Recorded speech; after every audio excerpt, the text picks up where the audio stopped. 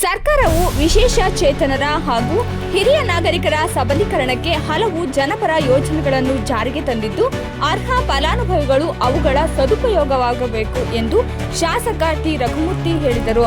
ನಗರದ ತಾಲೂಕು ಪಂಚಾಯಿತಿ ಆವರಣದಲ್ಲಿ ಕರ್ನಾಟಕ ಸರ್ಕಾರದ ವಿಕಲಚೇತನರ ಹಾಗೂ ಹಿರಿಯ ನಾಗರಿಕರ ಸಬಲೀಕರಣ ಇಲಾಖೆಯ ವತಿಯಿಂದ ವಿವಿಧ ಸಾಧನ ಸಲಕರಣೆಗಳಾದ ವಿಶೇಷ ಚೇತನ ವಿದ್ಯಾರ್ಥಿಗಳಿಗೆ ಉಚಿತ ಬ್ರೈಲ್ ಕಿಟ್, ಲ್ಯಾಪ್ಟಾಪ್, ತ್ರಿಚಕ್ರ ವಾಹನ ಹಾಗೂ ವಿಕಲಚೇತನರ ವಿವಾಹ ಪ್ರೋತ್ಸಾಹ ಧನವನ್ನು ವಿತರಿಸಿ ನಂತರ ಅವರು ಮಾತನಾಡಿದರು.